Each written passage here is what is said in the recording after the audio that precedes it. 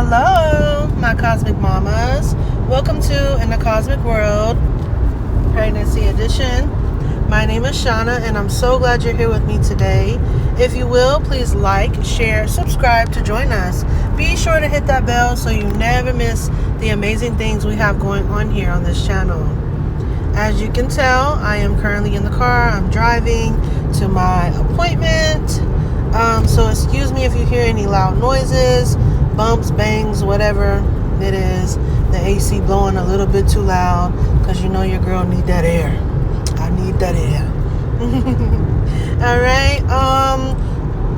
Today's video will be for week 35. At the time of recording, I'm currently 35 weeks and 3 days, which is very, very exciting. So we're just going to our appointment to get checked and see how things are going, and hopefully get a little bit of information that I need. Quick disclaimer though, I am no doctor or licensed professional when it comes to or regarding pregnancy. This is just my personal pregnancy journey and experience that I am guided to share with you guys. I hope that anything that I share helps you, and maybe it gives you a little bit more insight or what may happen, or maybe you resonate with it or not. But if you've been watching me from the beginning of the pregnancy up until this point, I greatly appreciate it. I really do. It's been a journey.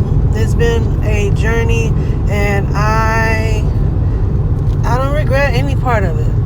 No matter how tough or emotional or whatever, like, I'm just so excited to, meet this little bundle of joy, and just to get all the information I need to know before she gets here. I hope that you guys enjoy the previous videos. I will actually be uploading a lot of stuff today. Today's like May 20th, 2025, Tuesday. So hopefully I can get a lot of work done after I get out of this doctor's appointment.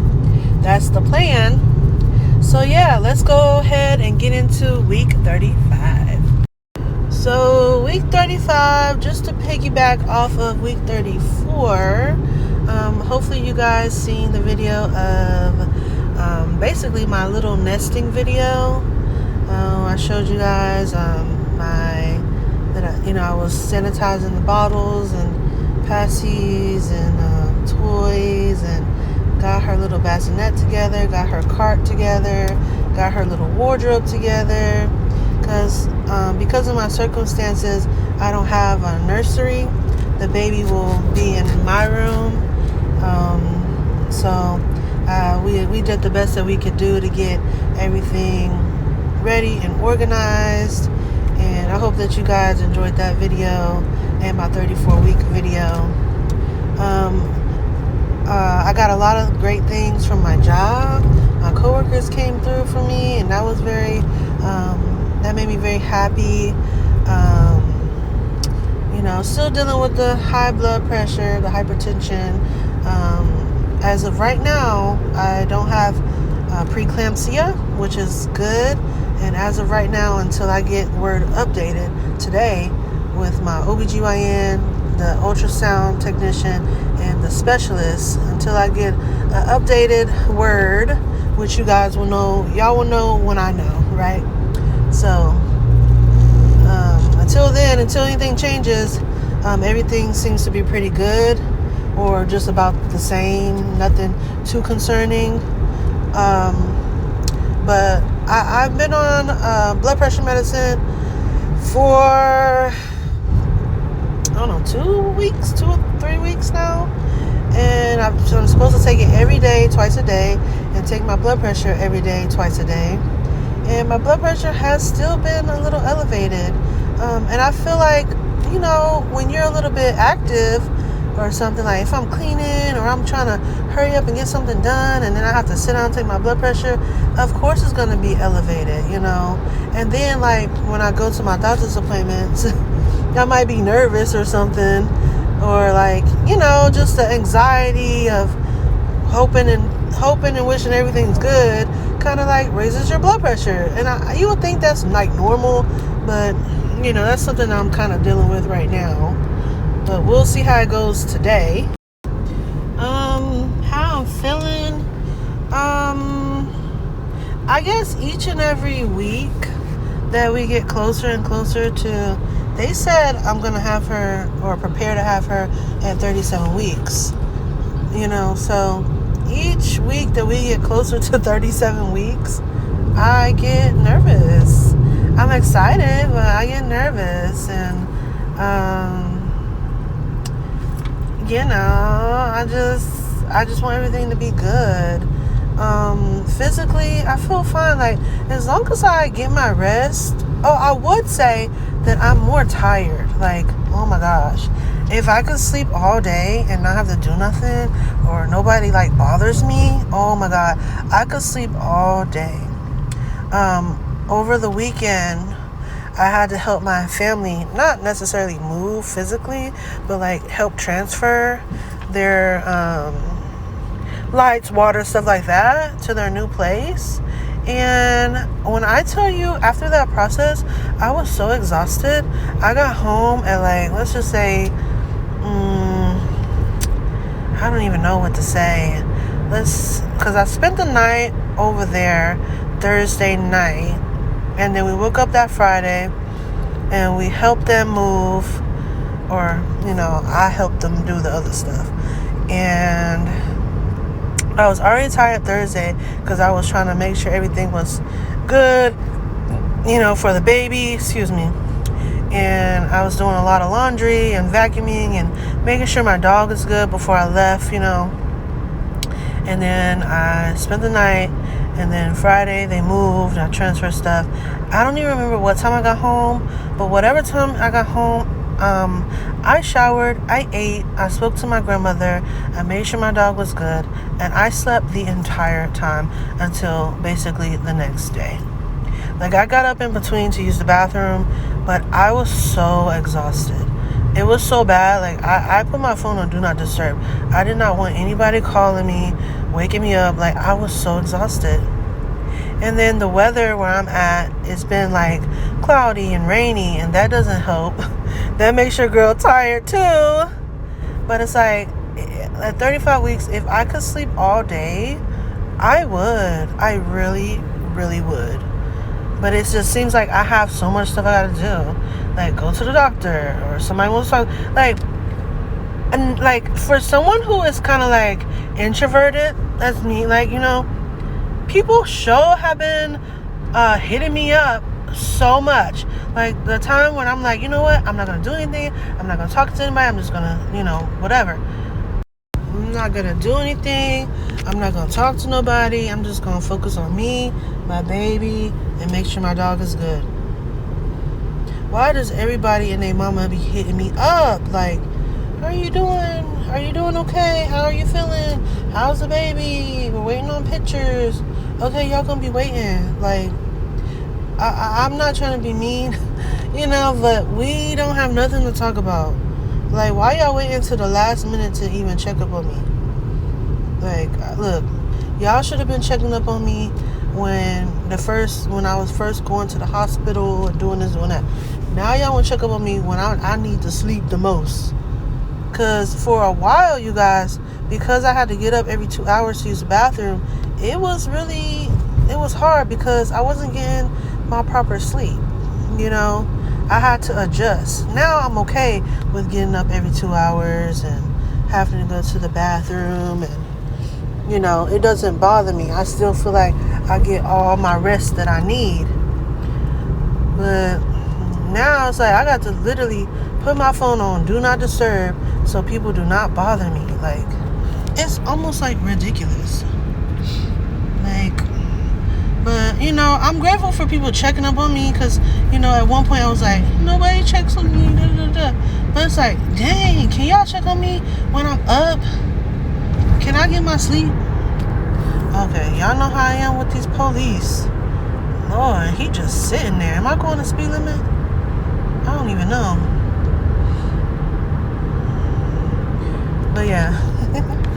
But yeah, so other than me being tired,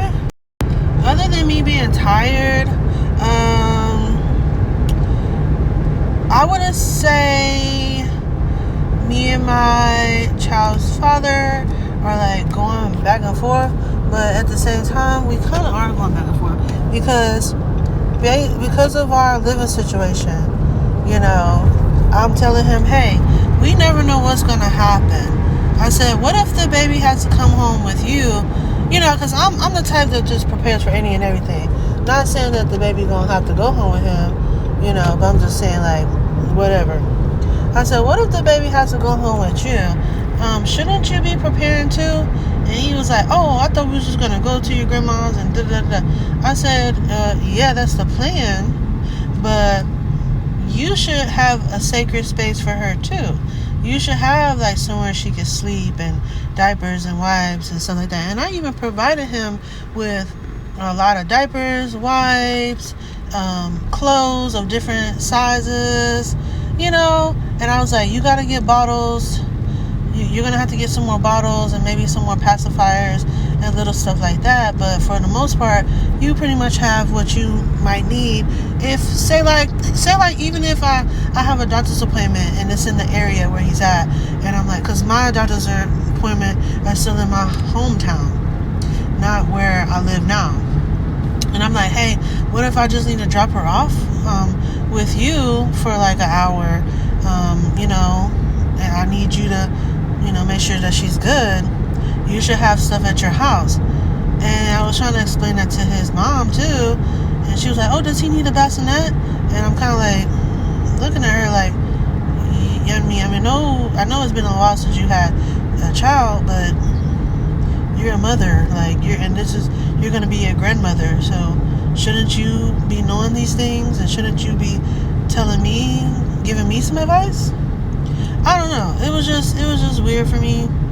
I just didn't understand, and I still don't understand why I'm the only one preparing. Especially like I don't know. And then because I'm the only one preparing, that makes me I was like trying to figure out what this fire truck is doing, because is you coming over here? Like, use your blinker, sir. Okay, but anyway, I was just trying to figure out what's going on, is it not clicking for y'all or what? Like, we literally have 2 weeks, maybe less than that, depending on how this doctor's appointment goes. Like, and why is me and my family the only one preparing? And I even offered help. Like this past weekend, I was talking to my child's father, and I was like, hey, you need to go ahead and get your stuff situated. I said, I keep telling you, and I keep trying to let you know that we're in a space and time where the baby can literally come at any time. And I said, this is my last time letting you know. I said, you need to figure out her a nice section in your room or somewhere. Like, she can't be in the living room because his mom and whoever else stays there, they smoke. And they smoke in the house. So if she's like, she's a newborn, she don't need to be around that. So your room is the only safe space she can be in. So it needs to be clean. And I was like, I could come over there and I can help you set up. I wasn't being mean or anything. I just was like, hey, go ahead and meditate, prepare yourself, because it's going to be a lot that we're going to have to do, but I'm going to show you how to do it, and then it's your responsibility to maintain it. And it's not for me, and it's not a chore, it's for your daughter. And he was basically saying like he didn't want me to come over and stuff, and I was kind of confused, and I was trying to like rebuttal back to him, because I'm like, this needs to be done. This ain't something you can put off. I don't care about no game coming on. I don't care about you hanging out with your homeboys and stuff. Your homeboys don't have responsibility that you have. And if they do, they're not taking care of that responsibility. And if you think I'm about to be like your homeboys, baby mamas and stuff, you got another thing coming. I'm not that type of woman. I'm very organized and very strategic, and I know how to get stuff done. I may not have had a physical child, but I know a little bit of enough to get me on the right track, right? And I have a decent support system, who is leading me and guiding me in the right direction. So, and I have resources that I'm able to utilize and stuff like that. So, I'm trying to help you, and so we can both be on the same page. And he's like, no, he didn't want me to come. So I was like, okay. Well, I said, if I don't come, I'm at least going to, I was like, I either come and help you, or I'm going to give you a checklist. And I said, either way, the things need to be done. And if you're not able to do it or complete it in the right way, then we're going to have to go about things in a different manner. And I'm not playing. So he was like, he preferred the checklist. Okay. So gave him the checklist. And then, I kid you not, 45 minutes, he said he had 7 of the 11 things done. And then he showed me. He basically just threw all her stuff in this little corner. I gotta hurry up because I gotta go on my doctor's appointment. But yeah, he basically put all her stuff in this corner. He left the diapers and wipes that I gave him in the decorative bag and just lined it up against the wall. He made his bed, but I told him to wash his sheets, blankets, covers, all of that. He didn't do that, but he vacuumed, And then beside his TV, he still had junk. On the nightstand beside his bed, he still had junk. And then he has a whole, I don't know what it's called. I don't think it's called a chest or whatever, but it's one of those dressers that have doors that can open. And I sat here and I showed my grandma, I was like, look, he has this and he's not really utilizing it. It's just dirty clothes in there when you can literally get a basket and put your dirty clothes in your basket in your closet and you can hang up your clothes. And, but, instead of utilizing that and hanging up your daughter's clothes, you got them laying on her bassinet. It's junky. And then he was so proud. Oh, I vacuumed. Oh, I wiped down this. What did you wipe down? Because them tables and the side tables, the table that your TV on, is cluttered. How were you able to wipe anything down? And then when I was like, did you wash your sheets and blankets and pillowcases? Oh, I'm going to do that later. I was just showing you. Don't show me until the product is finished, baby. Because, no. So I kind of was just letting got it to just fall back. And I'm just, at this point, I've prepared and I've done my part. And if he doesn't prepare correctly, she won't be going over there because she needs a safe, clean environment. And it's sad because now I feel like I'm going to be the bad guy, especially putting this video out. But if I got to be the bad guy to protect my daughter, then so be it, But let me go into this doctor's appointment and then I'll give you guys a little update about what's going on. So I'll be right back.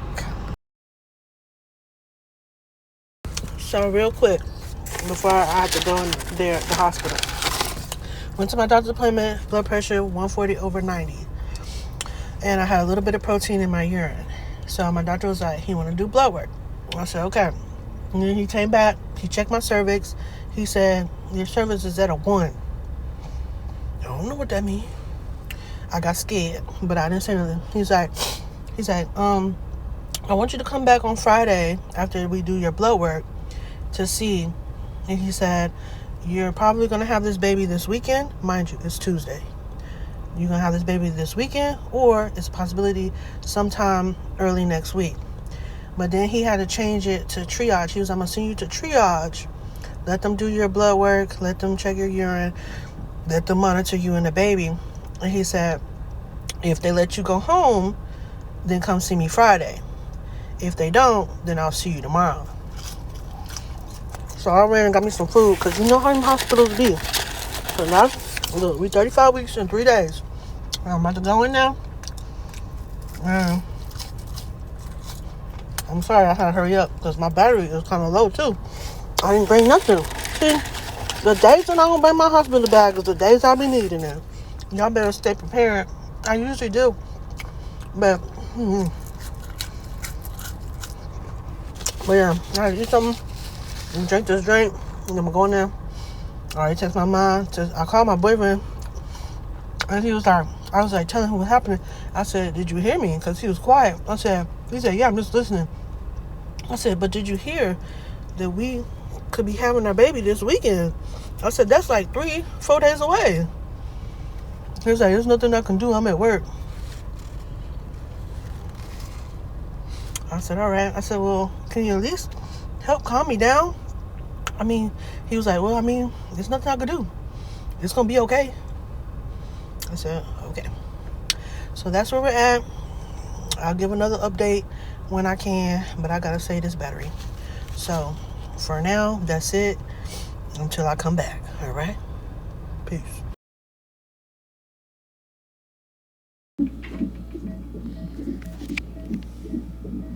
Rude. And I'm usually halfway decent, so I like to get back up.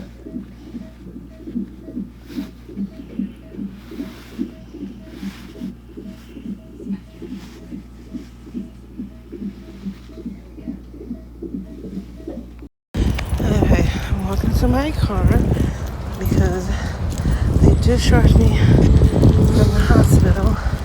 You see this?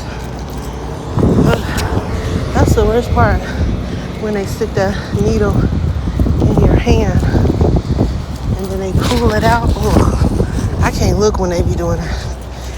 But what an eventful day, right? I want to say I was in there for like an hour and a half, maybe. Sorry, I'm breathing all on the phone. But whew,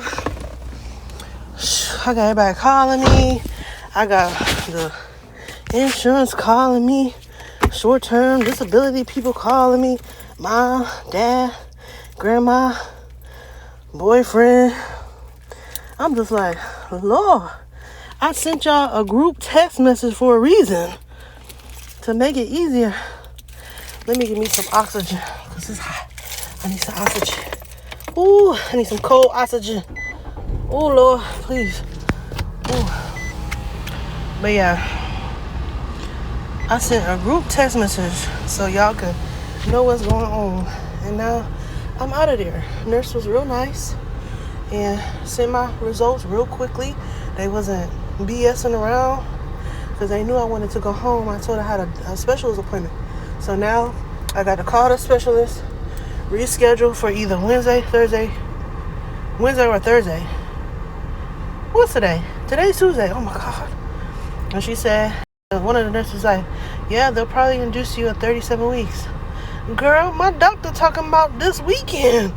And I'm only 35 weeks in 3 days. I'm so glad y'all coming along with me. Y'all see what I'm going through. So, yeah. So, oh, Lord, I'm so glad. I'm so glad I ate because if I don't eat and they start to pull, try to get blood, that is not coming out. So I'm so glad I listened to my first mind. I'm not gonna lie. At first I was feeling lonely or whatever. I'm about to cry in there.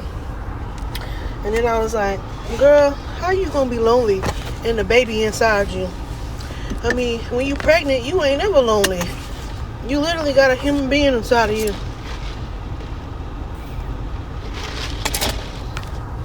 And then, if you got multiples, it's like having multiple personalities. Because one day you might want to cry. And then that same day, you might love everybody. Then you might hate everybody. One baby want fruit roll-ups while the other one want peanut butter crackers. So you mix them together and you got fruity peanut butter crackers. I don't know. I don't know. I'm just talking. But yeah, no, I was feeling a little emotional. My dad was on his way up here, and I'm glad. I was telling him, hey, I'm about to be discharged.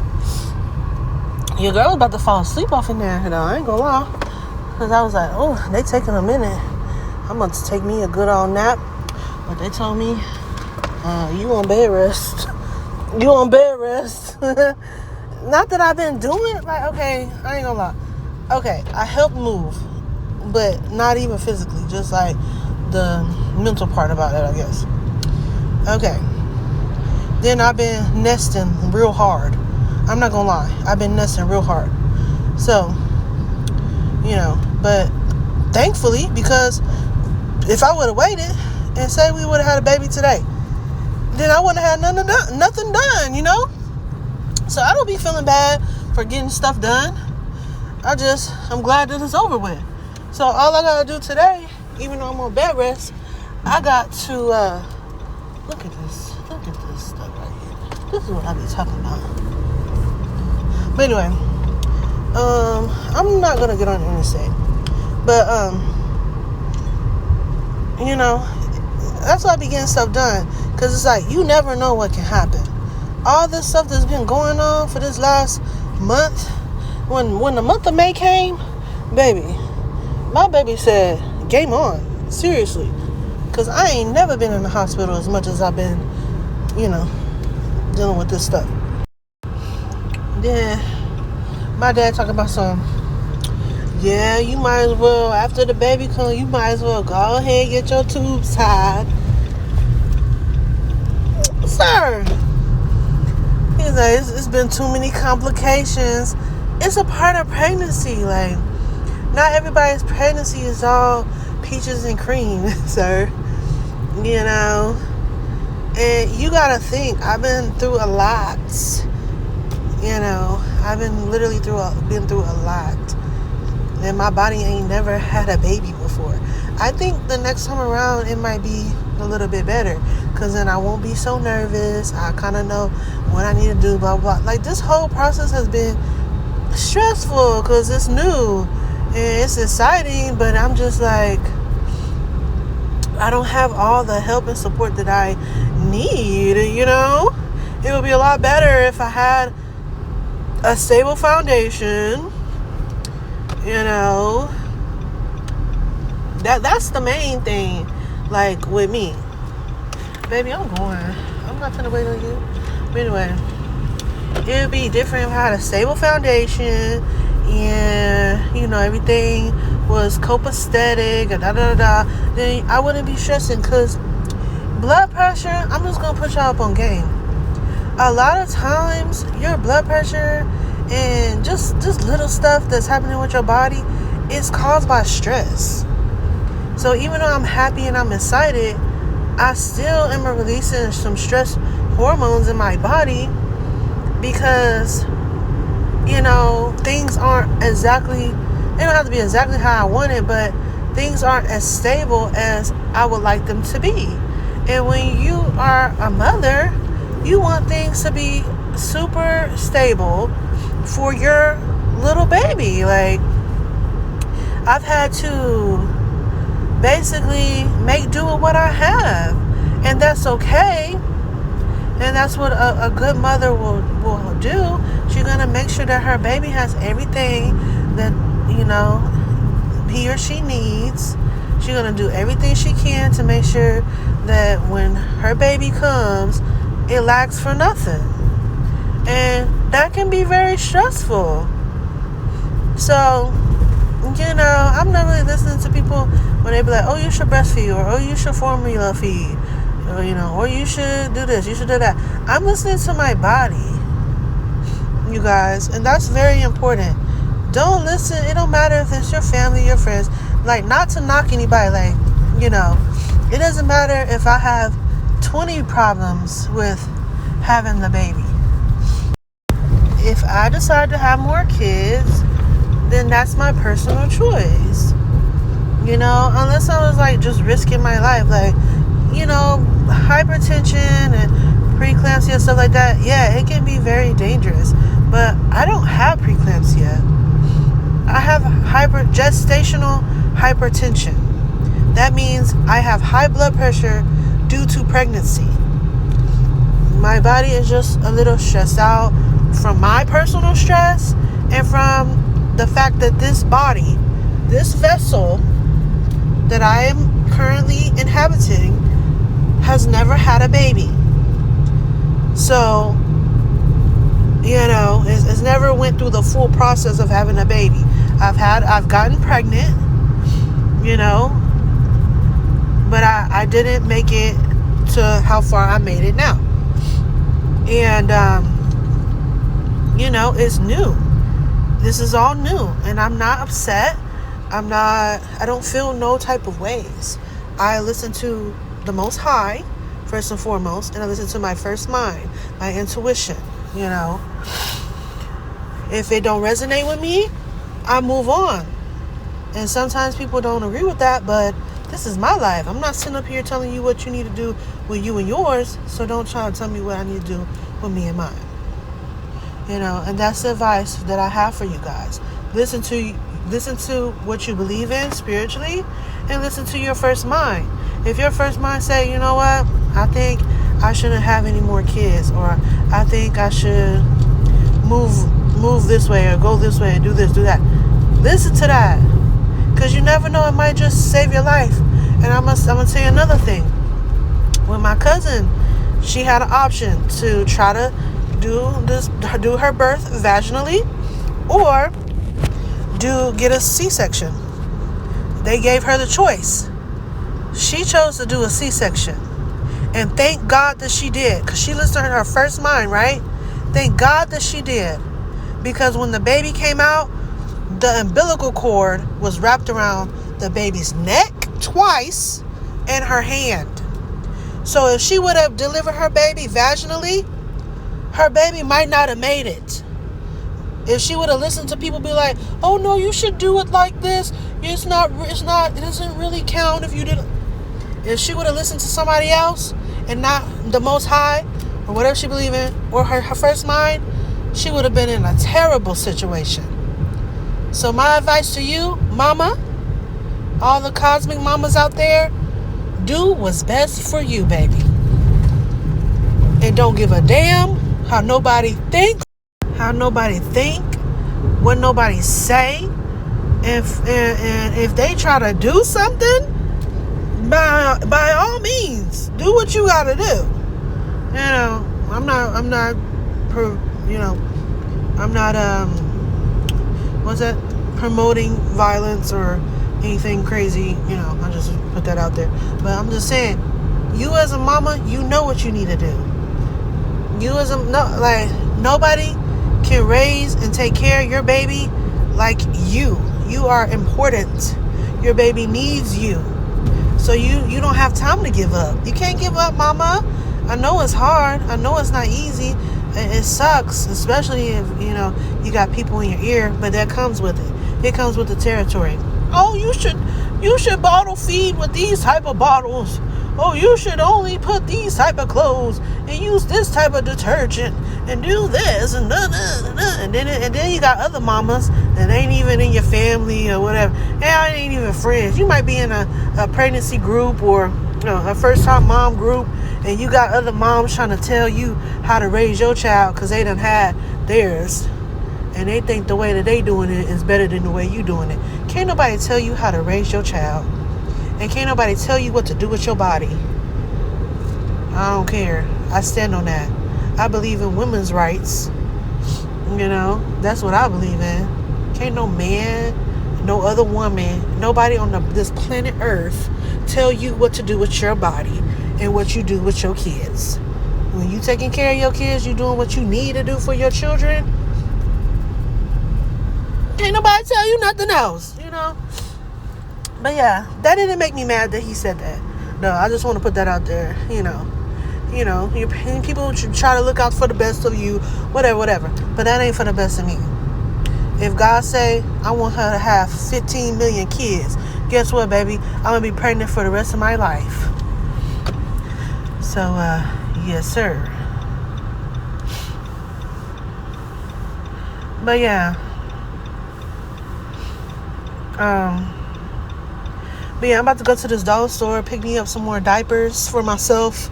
Oh, I want to tell y'all real quick before excuse me, I'm so sorry.